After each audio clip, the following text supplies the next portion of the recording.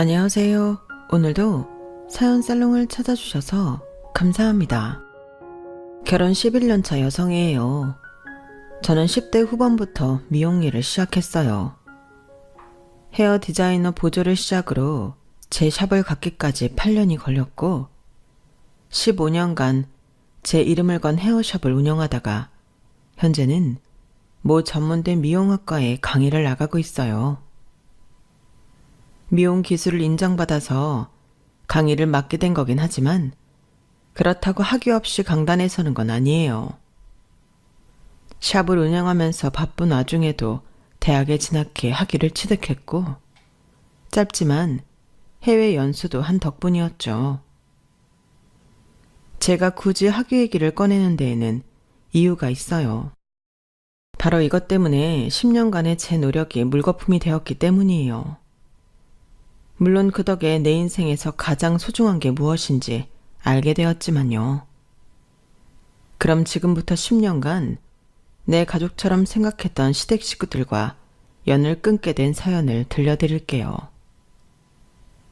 저희 엄마는 동네 미용실을 운영하셨어요. 그래서 엄마의 미용실은 어린 시절 제 놀이터이기도 했어요. 엄마 가게는 오전부터 손님들로 가득했었는데 딱히 머리를 하러 오신 분들만 있었던 건 아니었어요. 시장에 갔다가 짐이 무거워 잠시 쉬려고 들리신 분도 있고 심심해서 말동무를 찾아 나온 분들도 있고 동네 소문을 나르러 오는 분들도 있었어요. 밥때가 되면 저희 가게에서 밥을 먹고 가는 분들도 많았어요. 그렇다고 저희 엄마 음식 솜씨가 좋았던 건 아니고 손님들이 가져온 음식으로 차려진 식탁이었어요. 냄비에 찌개를 끓여오는 분들도 있고 갓 담근 김치를 가져오는 분도 있고 비가 오는 날에는 김치전을 부쳐 오는 분들도 있었어요. 그렇게 모인 반찬들을 놓고 둘러앉아 수다를 반찬 삼아 한 끼를 때우셨죠. 저는 엄마랑 둘이 살았기 때문에 명절이나 연초, 연말이면 외롭게 보내야 했어요. 그래서 그런가 손님들로 북적이는 가게가 좋더라고요. 그 순간만큼은 외롭지 않았으니까요. 엄마와 제가 단 둘이 살았던 데는 이유가 있어요. 엄마가 저를 데리고 아빠한테서 도망쳤기 때문이죠. 저희 아빠는 집 안과 밖에서의 모습이 다른 사람이었어요. 밖에서는 한없이 인자하고 좋은 사람이었지만 집 안에서는 완전히 달랐어요. 폭군에 가까웠죠. 가장이라는 이유로 엄마와 저의 일거수일투족을 감시하고 자기가 원하는 대로 하지 않으면 욕설과 폭력을 휘둘렀어요. 저희 아빠가 어느 정도였냐면요. 엄마 치마 길이까지 줄자로 재면서 단속할 정도였어요. 치마는 무릎에서 10cm 아래로 내려오는 것만 입을 수 있었고 삼복 더위에도 팔이 드러나거나 뒷목이 드러나는 옷은 입지 못하게 했어요. 왜 그랬는지 아세요? 엄마 몸에 온통 멍투성이었거든요. 그건 아빠가 옷 밖으로 드러나는 것을 피해서 엄마를 때렸기 때문이었죠. 외가에서도 이런 사실을 알고 있었지만 저희 아빠한테 금전적인 도움을 받는 처지였기 때문에 늘 아빠 편을 들어주었어요. 그건 외삼촌들도 마찬가지였고요. 철저히 가족들한테도 버림받았던 엄마는 저 때문에 지옥 같은 나날을 버티고 사셨지만 결국엔 저를 데리고 야반 도주를 할 수밖에 없었어요. 아빠가 제게도 손을 대기 시작했거든요. 그 지옥 같은 생활에서 벗어나는 길은 내가 죽는 것밖에 없었어.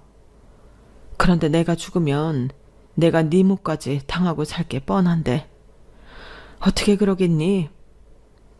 그래서 어떻게든 참고 살려고 했는데 그 미친 인간이 자기 딸한테까지 손을 댈 줄 누가 알았겠냐고. 버러지만도 못한 인간이 아니 아빠는. 제 상처를 본 엄마는 말 그대로 눈이 뒤집어졌어요. 그래서 악을 쓰며 눈에 보이는 건 뭐든 아빠한테 집어 던졌죠. 괴물 같은 체력으로 우리 모녀를 괴롭혀온 아빠였지만 그때 엄마가 던진 무선 전화기에 머리를 맞고 피를 흘린 채 기절을 하고 말았죠. 조금 있다 깨어난 아빠는 힘을 쓰지 못한 채 너 이러는 거예요. 겁에 질린 엄마는 집에 있던 현금과 옷가지를 가방에 쑤셔놓고는 저를 데리고 집을 뛰쳐나왔어요. 무작정 택시를 잡아 타고 서울역으로 향했죠. 그래도 피부치라고 외가로 가려고 했는데 그때 매표소 앞에서 엄마 친구를 만난 거예요. 중고등학교를 같이 다닌 고향 친구이자 엄마의 절친이었어요. 아빠 때문에 결혼 후에 연락이 끊겨버렸지만요. 엄마 친구는 엄마를 보고는 무척이나 반가워했어요. 하지만 이내 표정이 어두워지고 말았죠. 엄마와 제 차림을 보고 뭔가 일이 있다는 걸 눈치챈 거였어요. 헝클어진 머리와 찢긴 원피스, 그리고 옷에 묻은 핏자국까지 누가 봐도 이상할 수밖에 없는 모습이었어요. 명희야, 너 무슨 일 있는 거니? 도대체 이게 무슨 꼴이야? 너 결혼해서 서울에 산다는 얘긴 들었는데 혹시 네 남편이 이런 거니?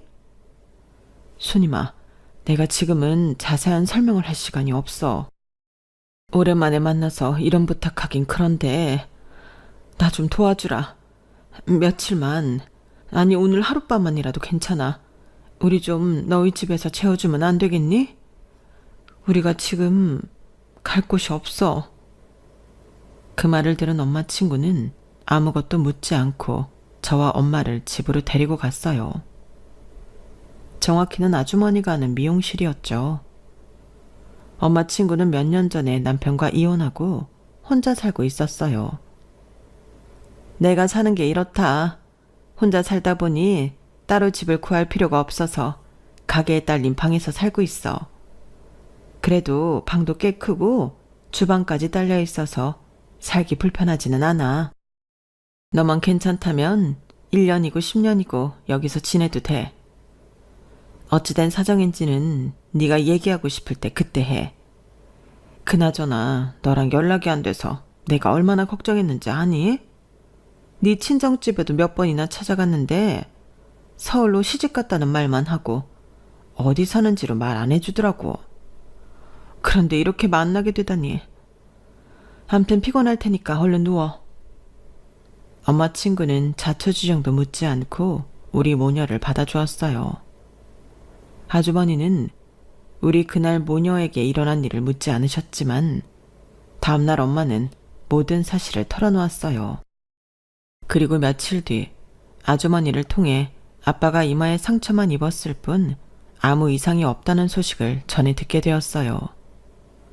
아주머니가 직접 우리 집 근처까지 가서 알아온 소식이었어요. 다행인 건 우리 모녀가 엄마 친구 집에 있다는 걸 아빠가 전혀 모르고 있다는 거였어요. 그도 그럴 게 결혼하자마자 아빠는 강제로 엄마가 친구들과 연락을 끊게 만들었고 그 바람에 아빠는 엄마 친구의 존재조차 알지 못했거든요. 저희 모녀한테는 더없이 다행이었죠. 엄마와 저는 엄마 친구 가게에서 3년을 살았어요. 그 무렵 저희 아빠가 교통사고로 세상을 떠나시는 바람에 엄마와 저는 다시 집으로 돌아갈 수 있었거든요. 아빠의 부고는 아주머니 친정 식구를 통해 전해 들었어요. 아빠는 엄마와 제가 집을 나가자 한동안 미친 사람처럼 우리 모녀를 찾아 나섰대요. 갈 곳이 친정밖에 없다는 걸 알아서 저희 외가 근처에 집을 구해 살기도 했다더군요. 하지만 제가 초등학교에 진학하기 전이라서 우리 모녀의 흔적을 찾기란 쉽지 않았던가 봐요. 1년이 지나자 전국을 돌며 우리를 찾던 걸 포기하고 서울집으로 돌아갔지만 맨정신으로 살 수 없었는지 술에 빠져 지냈다더군요. 사고가 난 그날도 술에 취해 차도를 걷다가 음주 차량에 치여 세상을 떠나고 말았던 거예요. 명희야, 방금 내 동생한테 전화가 왔는데 네 남편이 죽었대. 차에 치여 그렇게 됐다나 봐. 너희 부모님이랑 네 동생들도 장례식장 간다고 새벽부터 떠났대. 너 이제 2다리 뻗고 살 수 있겠어. 남편의 부고를 전해 들은 엄마는 얼이 빠진 사람처럼 멍한 표정이 되었어요. 그리고 이내 저를 불러 옷을 입히셨죠. 타이즈부터 원피스까지 죄다 검정색에 가까운 걸로요. 너 지금 뭐 하는 거야? 설마 네 남편 장례식에 가려고? 가면 네 시댁 식구들 만나게 될 텐데 괜찮겠어? 한 번은 겪어야 될 일이야. 나는 몰라도 우리 민주 아빠 장례식이잖아. 그 사람들이 나한테는 해코지해도 자기 핏줄한테는 안 그럴 거야. 그건 엄마 말이 맞았어요. 제가 엄마 손을 잡고 아빠 장례식장에 나타나자 친할머니는 달려들어 저부터 끌어안았어요. 그리고는 철천지 원수라도 만난 것처럼 사납게 저희 엄마 머리채를 잡았죠. 니년이 여기가 어디라고 나타나? 내 아들 잡아먹고 무슨 낯짝으로 여기로 오냐고? 배운 것도 없고 쥐뿔도 없는 년을 받아줬더니 은혜를 원수로 갚아? 나가 이년아. 당장 꺼지라고. 외가 식구들도 있는 앞에서 할머니는 저희 엄마 머리채를 잡고 욕설을 퍼부었지만 그 누구도 말리지 않았어요. 돈 있는 시댁의 위험 앞에 외가 식구들은 눈치만 보고 있었거든요. 그곳에 우리 엄마를 지켜줄 사람은 아무도 없었어요. 어린 저만 울면서 할머니를 막으려 안간 힘을 써댔죠. 그러다 제가 할머니가 휘두른 손에 맞아 바닥에 엎어졌어요. 그러자 그걸 본 엄마 눈빛이 확 달라지더군요. 지금 뭐 하는 짓이에요? 어머님이 뭔데 내 딸을 때려요? 우리가 못 올 때 왔어요? 저 사람 어머님 자식이기도 하지만 내 남편이고 우리 민주 아빠예요. 내가 못 올 때 온 거 아니라고요. 그러니까 어머님이 저랑 민주한테 이럴 자격 없어요. 이게 뚫린 입이라고 함부로 짓거리는 거 봐. 남편 버리고 집 나간 년이 이제 와서 무슨 자격을 논해. 내 아들이 누구 때문에 술에 빠져 지냈는데 다 니년이 민주 데리고 집 나가서 그런 거잖아. 제가 왜 그랬는지 어머님도 아시잖아요. 어머님 아들이 어떤 인간인지 누구보다 잘 아시면서 어떻게 그런 소리를 하세요? 저요. 결혼식 전날에도 그이한테 맞아서 온몸에 검은 멍이 들었던 사람이에요. 자기 부모 형제 앞에서 내일 당장 결혼할 사람한테 주먹 휘두르고 구두발로 짓밟았던 인간이잖아요. 그때 다들 뭐 하셨어요? 제가 경찰에 신고할까봐 방 안에 가두고 결혼식 당일에도 신우이시켜서 화장실까지 따라다니게 했잖아요. 당신들이 그래놓고 이제 와서 내가 내 남편을 죽였다는 소리가 나와요? 그렇게 따지면 난 이미 수년 전에 죽었어요. 당신 아들한테 맞아서 죽고 지긋지긋한 감시에 피말라서 죽고 당신들의 차가운 외명 속에 정신까지 병들어서 죽었을 거라고요. 그러니까 아무도 나한테 손가락질하지 마세요. 당신들한테는 그럴 자격 없어요. 그날 엄마는 지금까지 제가 봐왔던 모습과는 완전히 다른 모습이었어요. 마치 사방에 널린 적들을 향해 발톱을 세우는 짐승 같았거든요. 서슬퍼런 엄마의 모습에 친가 식구들도 외가 식구들도 저희 엄마를 자극하지 않았어요. 아빠가 남긴 유산엔 관심도 없던 엄마였지만 뻔뻔한 식대 식구들의 모습이 엄마를 자극한 꼴이 되고 말았어요. 내 남편 죽고 받은 보상금입니다. 그걸 왜 어머님이 탐내세요? 어머님이 그동안 그이한테 맞으면서 버티고 사셨어요? 아니잖아요. 그러니까 괜한 욕심 부리지 마시고 돌아가세요. 그이 유산도 사망보험금도 나와 내 딸 몫이니까요. 우리가 지옥 같은 시간을 버티고 받은 위로라고요. 엄마는 지독할 정도로 알뜰하게 아빠가 남긴 유산을 다 챙겼어요. 그렇게 챙긴 돈은 금액이 꽤 되었죠. 그러자 외가 식구들이 하나 둘 찾아와 엄마한테 굽실대더라고요. 어떻게든 한 푼이라도 뜯어갈 요량으로요. 그래서 엄마는 단호하게 외가와도 연을 끊었어요. 괴물 같은 사위한테 딸 팔아서 먹고 사니까 좋았어요? 동생이 누나가 맞아서 받은 돈으로 술 마시고 여행도 하니까 좋았었니? 당신들은 나한테 주먹질을 하던 그 인간보다 못한 것들이야. 비겁하고 이기적이고 무정화 끝까지 한 사람들이니까. 앞으로는 나한테 연락도 하지 말아요. 어머니 아버지 장례식 때도 나는 부르지 마. 당신들한테 받은 대로 똑같이 해줄 테니까. 그렇게 엄마는 일가 친척들과 연을 끊고 살기로 결심했어요. 대신 우리 모녀를 도와준 엄마 친구한테는 은혜를 갚으려 노력했죠. 아주머니가 새 들어있던 건물을 사서 월세 없이 장사할 수 있게 해주었거든요. 건물이라고는 해도 1층에 미용실이 딸린 3층짜리 다세대 주택에 불과했지만요. 엄마는 건물주였지만 미용실 안에서는 여전히 미용사 보조 역할을 하면서요. 그렇게 엄마와 아주머니는 함께 미용실을 꾸려 나가셨고 몇 년 뒤 아주머니가 유방암에 걸리면서 가게는 엄마 혼자 맡아서 하게 되었어요. 우리 모녀와 함께 살면서 암투병을 하던 아주머니는 몇 번의 고비 끝에 결국 세상을 떠나시고 말았어요. 그 후로는 쭉 엄마와 저 둘이 살았고요. 가족이 있어도 없는 것만 못했었기 때문에 오히려 걱정 없이 엄마와 둘이 사는 게 더 행복했던 것 같아요. 엄마의 미용실을 찾아오는 손님들이 매정한 외가 식구들보다 더 가족처럼 느껴지기도 했거든요. 어릴 때부터 미용실 안에서 살아 그런가 어느 순간부터는 미용 일이 당연히 내가 할 일이라고 받아들였던 것 같아요. 그래서 일찌감치 미용고등학교에 진학해 미용 기술을 익혀나갔어요. 실습은 엄마 가게에서 일손을 도우며 할 수 있었고요. 미용고 3학년 때 시내에 있는 유명 샵으로 실습을 나가게 되었고 고등학교를 마친 이후에는 그곳에서 일을 시작할 수 있었어요. 남들보다 일찍 출근하고 가장 늦게 퇴근하는 날이 이어졌죠. 어떻게든 빨리 기술을 익히고 싶었거든요. 그래서 내 이름을 건 샵을 차리는 게 목표였으니까요. 사실 저는 단 한 번도 결혼을 꿈꾼 적이 없었어요.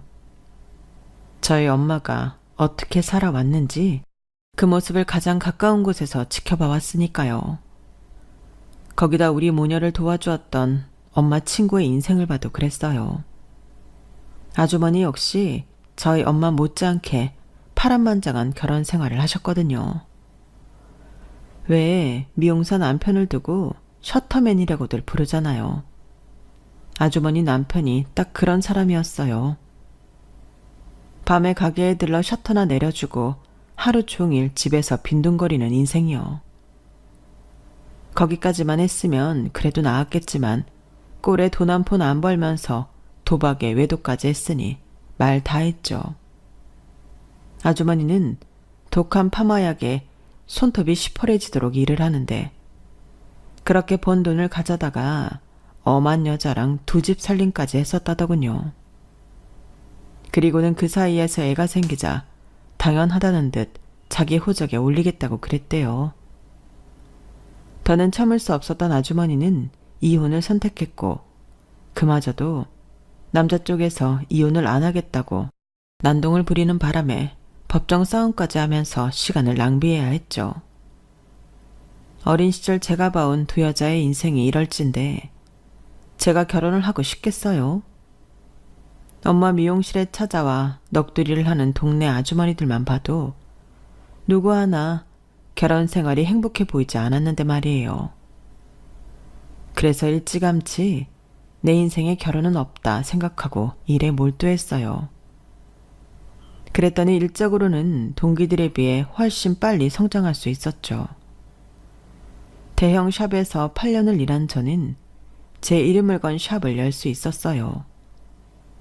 처음 가게를 열 때 은행 대출로도 감당이 안 돼서 엄마한테 도움을 받았는데 그걸 1년 만에 다 갚았을 정도로 샵 운영은 순조로웠어요.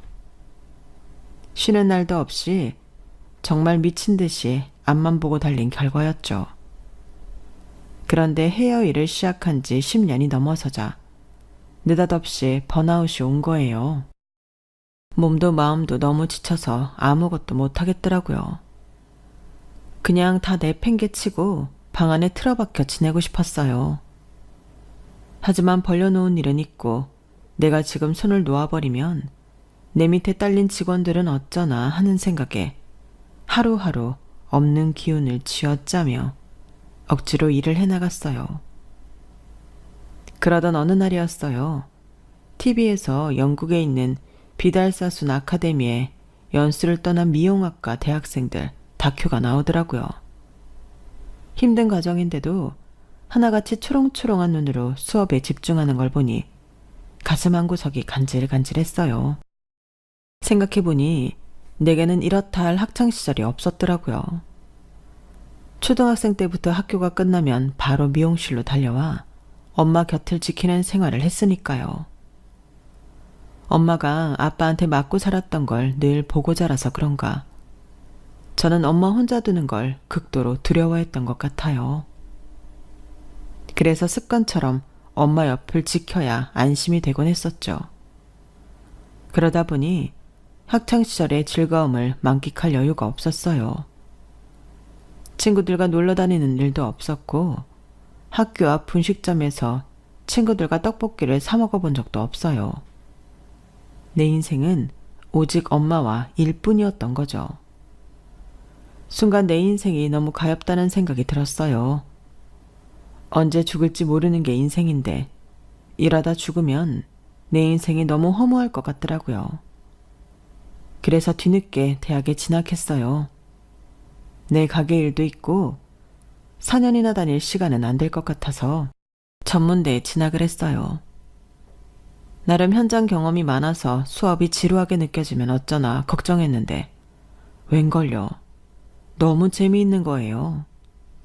그동안 귀동냥으로 들었던 내용을 체계적으로 이론화해서 공부하게 되니까 훨씬 더 귀에 쏙쏙 들어오더라고요. 게다가 조카뻘 되는 동기들이랑 함께 시간을 보내다 보니 나도 같이 젊어지는 기분이 들었어요. 덕분에 샵에 나가서도 전보다 더 활기차게 지낼 수 있었죠. 그러자 저의 대학 진학을 염려했던 직원들도 반대로 대학 생활을 응원해 주더라고요. 짧은 전문대 생활은 정말 순식간에 지나간 것 같아요. 그런데 이상하죠? 막상 전문대를 졸업하고 보니 기왕이면 조금 더 해서 학사학위를 딸 걸 하는 생각이 들더라고요. 그래서 사이버대로 편입해서 공부를 이어갔어요. 일과 학업을 병행하는 게 쉬운 일은 아니었지만 그래도 모처럼 살아있는 기분이 들어서 좋더라고요. 엄마도 뒤늦게 공부를 시작한 딸이 기특하셨는지 물심양면으로 도와주셨어요. 그런데 사람 욕심이 끝이 없다고 공부를 해보니 자꾸 욕심이 나는 거예요. 그래서 언젠가 TV에서 보았던 영국 비달사순 아카데미에 등록을 했어요. 장기 연수는 사정상 힘들어서 강사 과정으로 열흘 남짓한 기간 동안 수업을 받게 되었죠. 오전 10시부터 오후 5시까지 주 5일을 꼬박 수업을 받았는데 되려 시간이 짧게 느껴질 만큼 너무 좋았어요. 열흘간의 수업을 마치고 모처럼 영국 시내 구경에 나섰는데 영화나 광고 속에서 보았던 장소에 내가 직접 와 있다는 게 실감이 안 나더라고요. 난생 처음 느끼는 자유를 한국이 아닌 타국에서 맞이하다니 기분이 묘했어요. 그래서일까요? 전에는 용기 못 내던 일들을 스스럼 없이 하게 되는 거예요. 서툰 영어 실력으로 사람들한테 길도 물어보고 노천 카페에 앉아 여유롭게 커피도 마시고 부슬비가 내리는데도 우산도 안 쓰고 걸어다니고 무엇보다 멋진 남자와 데이트도 했어요. 영국으로 출장을 온 한국 남자였는데 일정 중에 하루가 비어서 시내 구경을 나왔다고 하더라고요. 저처럼 말이죠. 남자는 영국에서 유학생활을 했던 탓에 영어가 정말 능숙했어요.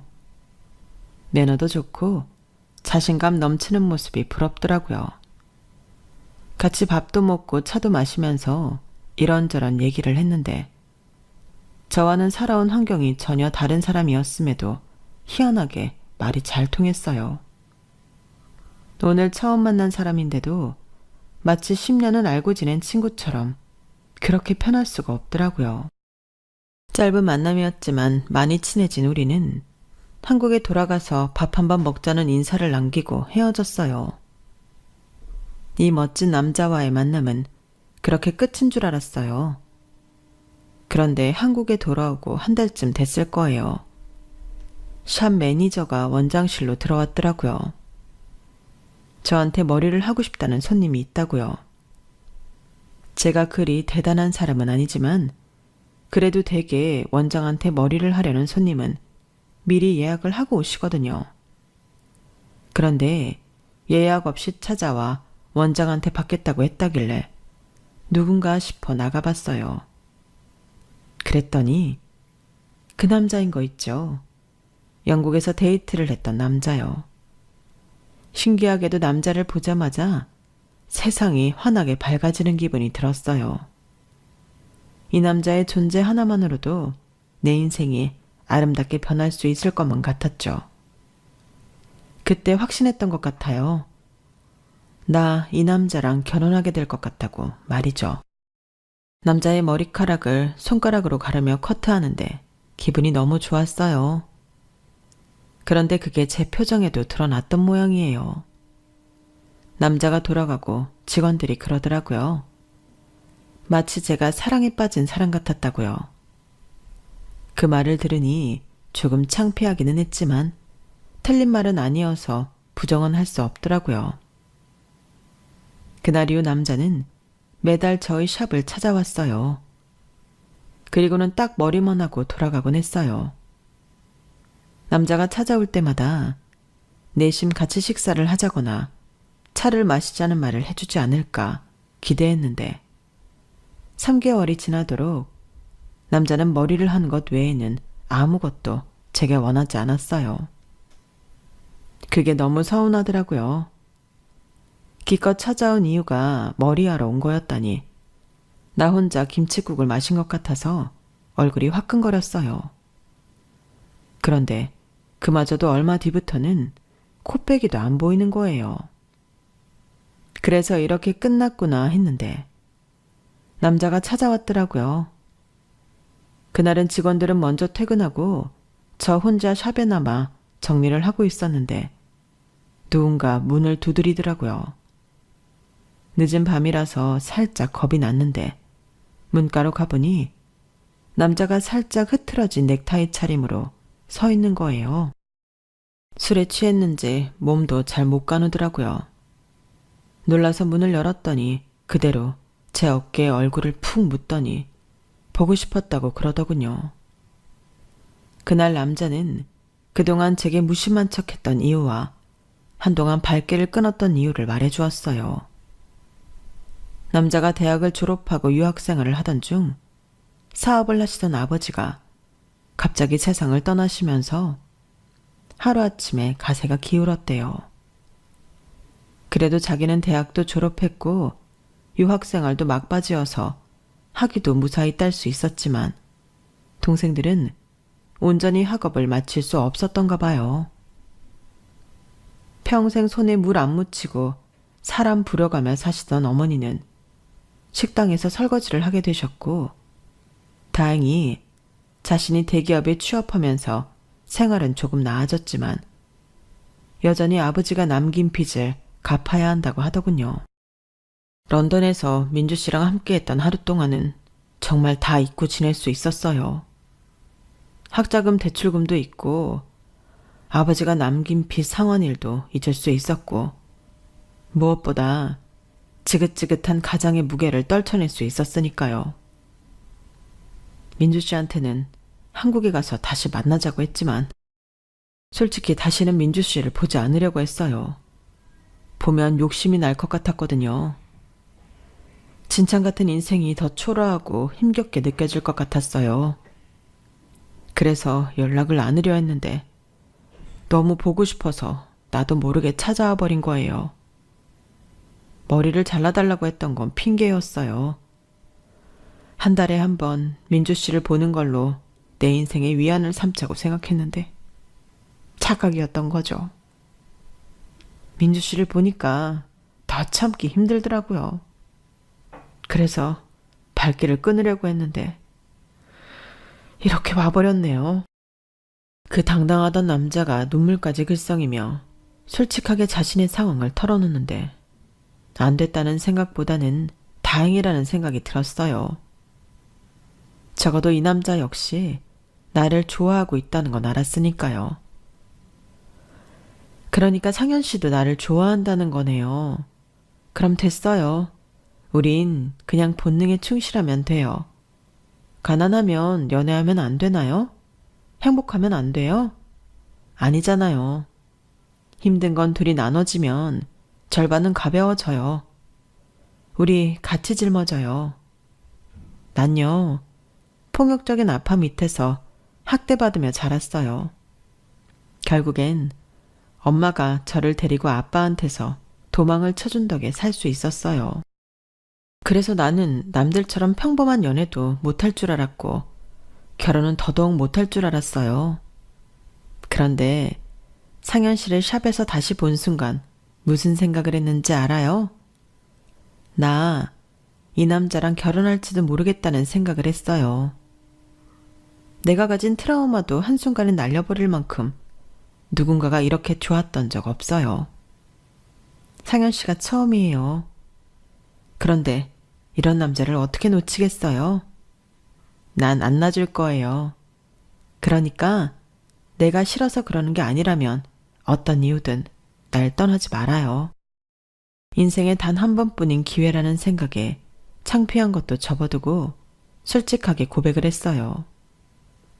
그리고 저의 용기 덕분에 우리는 연애를 시작했고 1년 연애 끝에 결혼을 하게 되었어요. 사귀는 동안에도 시어머니와 시동생들한테 금전적인 도움을 주었지만 결혼 후에는 시댁 생활비부터 시동생들 용돈에 학원비까지 모든 걸 담당하게 되었죠. 그 중에는 남편이 아는 부분도 있고 모르는 부분도 있었어요. 제가 굳이 남편한테 생색을 내지 않았거든요. 처음엔 제게 금전적인 도움을 받는 걸 부끄러워하시던 시어머니도 차차 시간이 지나니 더는 부끄러워하지도 미안해하지도 않으시더라고요. 되려 아들 돈은 어렵게 받아도 며느리 돈은 받기 쉬운 건지 제 돈 받는 걸 너무 당연하게 생각하시는 것 같아 서운하기까지 했어요. 생색을 내겠다는 게 아니라 당연하게 받아들이는 게 불편했던 거죠. 워낙 시댁 살림이 어려워서 결혼하고 5년간은 제 돈으로 시댁 식구들을 먹여 살리다시피 했어요. 남편과 결혼을 결심한 순간 시댁의 경제적 어려움을 내가 감당하겠다 생각했었기 때문에 불만은 없었어요. 시어머니를 비롯해 시동생들이 딱히 제게 고마움을 표현하지는 않았어도 내심 그런 마음을 가지고 있을 거라 착각했기 때문인지도 모르겠네요. 그런데 비교 대상이 나타나자 바로 알 수 있겠더라고요. 이 사람들은 나를 무려 ATM 정도로밖에는 생각하지 않는다는 걸요. 시작은 시동생의 결혼이었어요. 가정 형편 때문에 뒤늦게 대학에 입학한 시동생은 졸업하던 해 취업에 성공했고 직장 사수가 소개해준 여자와 연애를 시작했어요. 그리고 제가 시집 온 지 8년째 되던 해 시동생이 결혼을 했어요. 결혼 상대는 시동생보다 2살 연상으로 학부 졸업 후 석사, 박사를 거쳐 대학에 시간 강사로 나가는 사람이었죠. 친정 부모님도 두 분 다 명문대를 나오셨을 정도로 집안 자체가 학벌이 좋은 집 딸이었어요. 저와는 학벌 차이도 있었지만 평소 사용하는 어휘 자체가 다르더라고요. 뭐랄까, 고급지다고 할까요? 대학 강단에 서는 사람이라 그런지 옷차림이나 행동 자체가 고상하고 딱 봐도 많이 배운 사람 티가 났어요. 시어머니는 그런 점이 좋으셨던가 봐요. 주변 사람들한테 동서 칭찬을 그렇게 하시더라고요. 우리 둘째 며느리는 대학 교수라 그런지 애가 얼마나 고상한지 몰라. 집안이 교육자 집안이라 그런가 바깥사돈 안사돈 할 것 없이 사람들이 점잖고 배운 사람들 티가 난다니까. 이런 애가 맏며느리로 들어왔어야 하는 건데. 어머님은 동서 칭찬을 하다가 마지막엔 꼭 맏며느리로 들으지 못한 걸 아쉬워하는 듯한 말을 하셨어요. 꽃노래도 한두 번이라고 듣기 불편한 말을 매번 듣고 있자니 저도 사람인지라 화가 나더라고요. 명절이나 가족들이 모이는 날이 되면 어머님은 꼭 동서와 저를 차별하셨어요. 얘 작은 애야, 넌 가서 쉬어. 교수님이 주방에서 할 일이 뭐 있니? 그런 건 가방줄 짧은 사람이나 하는 거야. 여기 일은 큰애가 알아서 할 테니까 넌 거실에 나가서 쉬고 있어. 하루 종일 학교에서 학생들 상대하느라 얼마나 힘들었어. 요즘 애들은 싸가지도 없어서 그렇게 다루기 힘들다는데 어서 가서 쉬어. 학생들 상대하는 게 그렇게 힘든 일인가요? 하루 종일 손님들 상대하며 펌을 말고 있는 저보다요. 생각 같아선 이렇게 쏘아붙이고 싶었지만 그랬다간 괜히 큰 소리가 날 것 같아서 꾹 참았어요. 어머님, 저 혼자 어떻게 나가서 쉬겠어요. 어머님도 같이 나가세요. 그럼 저도 편히 쉴 수 있을 것 같아요. 어쩌면 애가 속도 이렇게 깊니? 그래, 나가자 큰애야.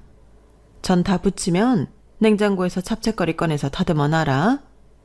시집 온 지가 언젠데 혼자 잡채도 못 만들고 그 머리로 파마는 어떻게 마나 모르겠네. 그리고는 동서만 데리고 주방을 나가셨어요. 오전부터 예약 손님이 많아서 자리에 앉을 시간도 없이 일만 하다 왔던 저는 시댁 주방에서도 의자에 엉덩이 한번 붙이지 못하고 일을 해야 했어요. 뒤늦게 퇴근해 돌아온 남편은 거실 소파에 나란히 앉아 킬킬거리며 TV를 보고 있는 어머님과 동서를 보고는 대뜸 저를 찾더라고요. 제가 손에 고무장갑을 낀 채 주방에서 나왔더니 일순 표정이 굳어졌어요. 당신 혼자 주방에서 일하고 있었던 거야? 어머니랑 재수 씨는 거실에서 TV 보고 있는데? 그러자 어머님이 바로 말을 막아섰어요. 왜? 네 처만 일 시켰을까봐? 방금 전까지 내내 허리 한번 못 펴고 주방에 있다가 방금 나왔다. 넌 꼭 그렇게 네 엄마를 못된 시어미를 만들려고 그러니? 예, 큰애야, 네가 말 좀 해라. 내가 너만 일을 시키더냐? 이런 상황에 저한테 그렇게 물으면 제가 뭐라고 할 수 있겠어요. 네, 어머님이 동서 끼고 나가서 TV 보시는 동안 저만 죽어라 이랬습니다. 이렇게 말할 수 있겠냐고요. 매번 이런 상황이 벌어질 때마다 어머님은 교묘하게 제 입을 막으셨어요. 여기까지 들으신 분들이라면 다들 그런 생각을 하실 거예요. 넌 바보니? 왜 그런 대접을 받으면서 찍소리도 못하고 살아? 라고요. 제가 이렇게 시어머니 앞에서 고개를 숙이고 살게 된 건 다름 아닌 아이 때문이었어요. 결혼하고 3개월쯤 지났을 무렵 저는 임신을 했어요. 양가 통틀어 첫 아기였기 때문에 다들 무척이나 기뻐했었죠. 그런데 얼마 지나지 않아 자연 유산이 된 거예요. 그때는 충격이 크기는 했지만 다시 기회가 있을 거라고 생각했어요. 그런데 이듬해에 임신을 했을 때도 얼마 지나지 않아 자연 유산이 되더라고요. 두 번째 임신 때는 일부러 일도 줄이고 몸 관리를 했는데도 말이죠. 연달아 2번이나 유산을 한 이후 저는 임신이 되지 않았어요. 검사를 받아보면 남편도 저도 정상이라는데도 말이죠. 2번의 유산 이후 시어머니는 전과 확연히 다른 모습을 보이셨어요. 남편 앞에서는 평소와 같았지만 저와 둘이 있을 때는 말투부터가 달랐거든요.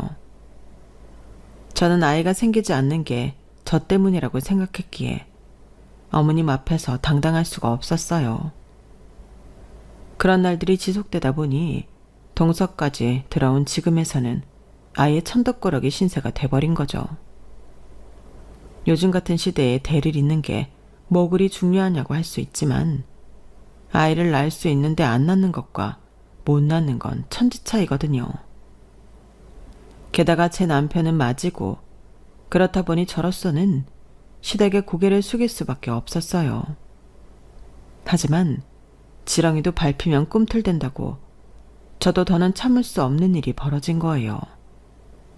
샵을 운영하면서 틈틈이 학업을 계속해왔던 저는 교수 임용 공고를 통해 모 전문대 미용학과에 강의를 나가게 되었어요. 그 소식을 듣고 친정엄마가 샵으로 오셨더라고요. 커다란 화환을 가지고 말이죠. 그런데 하필 그때 시어머니가 동서를 데리고 저희 샵에 오신 거예요. 제 임용 소식을 듣고 오신 건 아니고 새학기를 맞아 동서 머리 좀 해주라고 데려오셨던 거죠. 그런데 가게 한켠에 세워진 화환을 보시고는 그러시는 거예요. 나 원참, 얘, 넌 창피한 것도 모르니? 고작 천문대 졸업한 주제에 교수 임용이 웬 말이니? 말이 났으니 말이지. 지금이야 헤어 디자이너니 뭐니 있는 것처럼 말을 하지. 예전으로 치면 천대받던 미용사일 뿐이야. 남의 머리 만지는 천한 직업인데 교수? 아이고, 지나가던 개가 웃겠다. 하긴 니네 친정엄마도 동네 미정원 출신이니 네가 뭘 알겠니? 교수는 우리 작은 애처럼 교육자 집안에서 제대로 배운 애들이 해야 되는 거야. 어디 학벌도 없는 게 교수니 뭐니 시건방을 떨어. 그때였어요. 화장실에 갔다가 나오던 저희 엄마가 그 소리를 듣고 큰 소리를 치셨죠. 사돈, 말이 좀 심하신 거 아닙니까? 우리 애가 어때서요? 시작은 전문대로 했는지 몰라도 얘도 엄연히 석사학위까지 냅니다. 그뿐인 줄 아세요? 세계대회에서 내노라 하는 인재를 제치고 그랑프리까지 차지한 애라고요. 그 정도 실력이 있는데 왜 교수를 못합니까? 우리 애가 어디가 어때서요? 쥐새끼처럼 어디에 숨어있다가 남의 말 듣고 나오는 게 딱 그 수준이네. 이보세요, 사돈. 교수라고 다 같은 교수인 줄 압니까? 우리 작은 애는 박사 출신이에요. 어디 석사 주제에 명함을 내밀어? 그리고 공부 가르치는 교수랑 남의 머리 만지는 거 가르치는 교수랑 어떻게 같습니까? 될 걸 돼야지. 아무리 무식해도 그 정도 차이는 알고 사시라고요. 누가 동네 미정원 출신 아니랄까봐 무식하게 굴긴. 애초에 이런 집구석이랑 사돈을 맺는 게 아닌데. 시어머니는 두르고 있던 가운을 바닥에 내던지고는 동서를 데리고 나가려고 했어요. 그런데 일부러 그랬는지 실수로 그랬는지 저희 엄마가 준비해온 화환을 넘어뜨리고 말았죠. 순간 속에서 불이 확 나는 게 더는 못 참겠더라고요. 어머님, 당장 화환 제대로 세워놓으세요. 그리고 바닥에 내던진 가운도 제대로 탁자에 올려놓으시고요. 뭐? 너 지금 뭐라 그랬냐? 네가 나한테 지금 명령한 거야? 시애미한테? 네, 명령하는 겁니다. 시어머니가 뭐 대수인가요? 잘못했으면 잘못한 걸 가르쳐야죠. 그렇게 학벌 타령하시는 분이 어쩜 하는 행동은 못 배운 사람들보다 못하십니까? 하긴 어머님도 그리 대단한 학벌은 아니시죠? 대학 못 나오셨잖아요. 돈만 있으면 대학 입학은 문제없던 시절에도 대학 문턱조차 못 넘으신 걸 보면 어머님이 머리가 그리 좋지는 않았나 보네요. 그래서 그렇게 학벌 타령을 하신 거예요? 자신이 공부 못했던 게 한이 돼서? 그런데요, 어머님, 저는 학벌에 연연 안 해요. 왠지 아세요? 학벌 아니어도 제 실력으로 충분히 빛날 자신이 있으니까요. 어머님은 학벌도 능력도 안 되시니 저한테 시기 질투하시는 거잖아요. 안 그래요? 뭐 이렇게 된 거 확실히 해둬야겠네요. 제가 어머님 대접해드리는 건 오늘까지예요. 앞으로는 어머님이 제게 하시는 그대로 똑같이 해드릴 거니까요. 아셨어요? 그동안 참았던 울분이 터진 저는 어머님 가슴에 가시가 될 말들을 속사포처럼 쏟아냈어요. 그 일 있고 얼마 뒤 하필 시아버지 제사라서 시댁에 가게 되었어요. 정말 가고 싶지 않았지만 이렇게 물러섰다가는 앞으로도 시어머니 앞에서 벌벌 떠는 쪼다로 생각할 것 같아서 이를 악물고 시댁으로 향했어요. 지난번 제 샵에서 당한 게 단단히 맺혀 있었는지 시어머니는 제가 현관에 들어서던 순간부터 눈으로 욕을 해댔어요. 남편이 옆에 있어서 그런지 대놓고 욕은 못하고 말이죠. 그러다 주방으로 들어가고 나서는 마치 복화수를 하듯 제게 욕을 퍼부어댔어요. 무식한 년이 돈 좀 번다고 시애미를 무시해? 애도 못 낳는 년이 뭐가 잘났다고. 내 아들이 사람이 좋으니 너 같은 걸 데리고 살지. 나 같으면 진작에 내쫓았어. 꼴에 어떻게 강사 자리는 얻었나 몰라도 내 눈엔 넌 그저 남의 머리에 팜 하나 많은 천박한 미용사일 뿐이야. 어머님 그만하세요. 아주버님 듣겠어요. 형님도 이만하면 알아듣겠죠. 그리고 교수는 아무나 하나요? 고작 석사 주제. 그리고 석사도 다 같은 석사가 아니에요. 이름도 없는 지잡대 출신은 석사 아니라 박사래도 인정을 안 하거든요. 모르긴 해도 형님은 실기 강의 시간 강사라서 학벌은 안 보고 뽑혔을 거예요. 그래도 강단에 서는 거면 최소한 박사는 돼야 구색은 맞을 텐데. 그때였어요.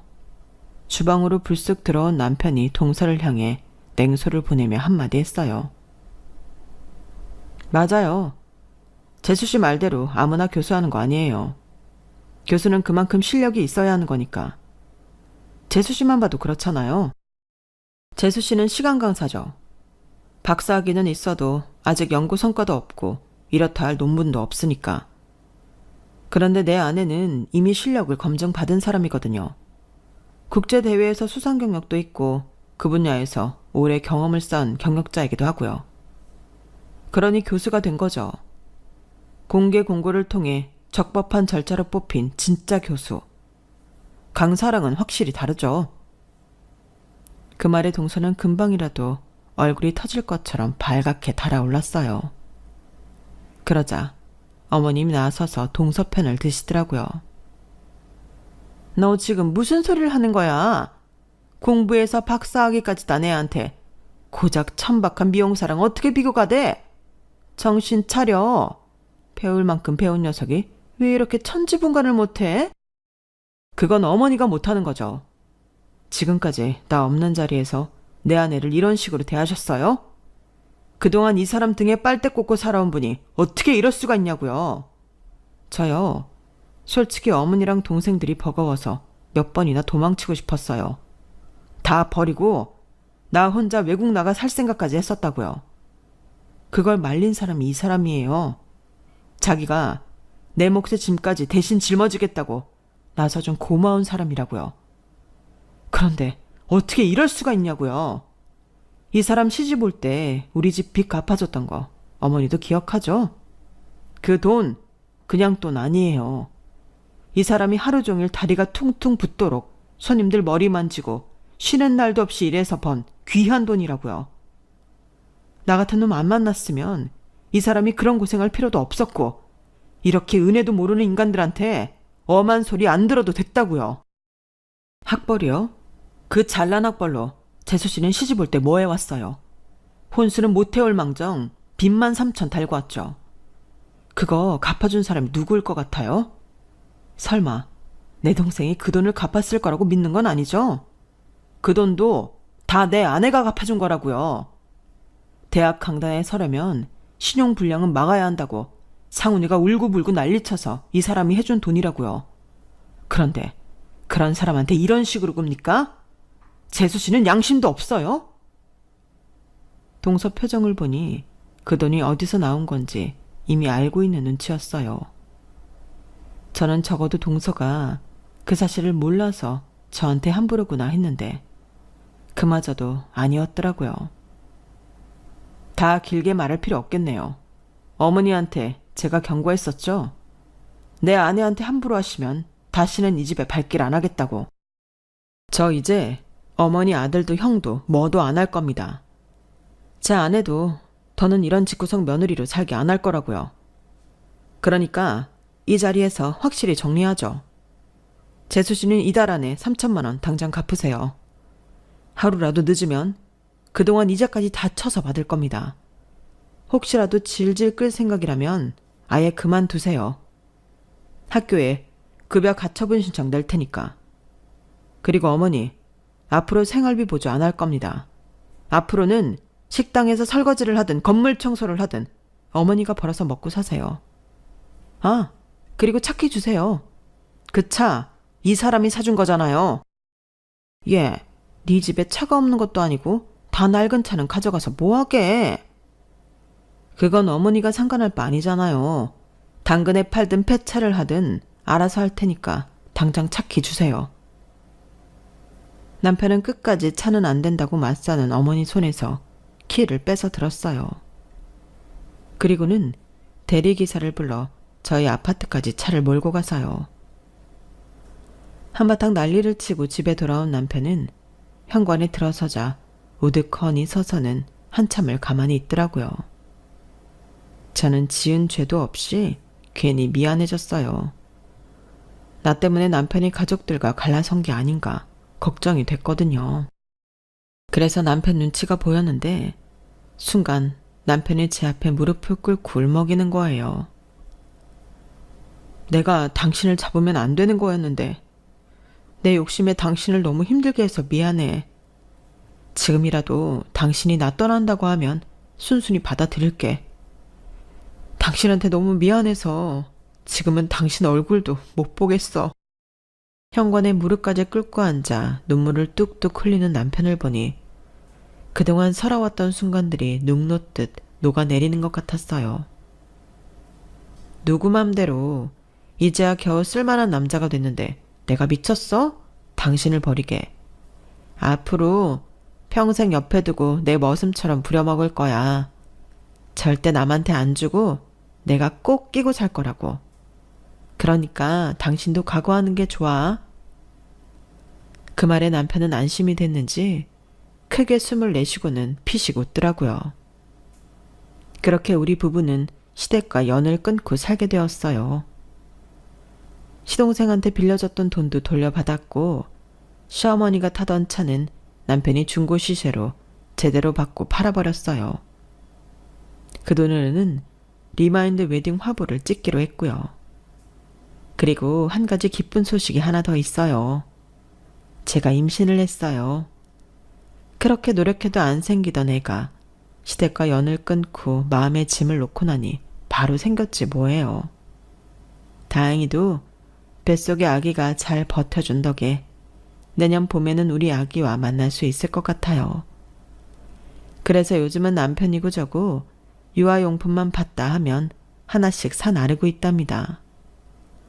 비 온 뒤에 땅이 굳는다고 한 차례 큰 사건이 있었지만 그 덕에 우리 부부는 더 끈끈한 사이가 된 것 같아요. 앞으로는 우리 아기와 함께 셋이서 똘똘 뭉쳐 살아볼 생각입니다. 지금까지 제 사연을 들어주셔서 감사합니다. 다시 시작하는 것 같은 저와 가족을 응원해주세요. 항상 건강하시고 행복하시고요.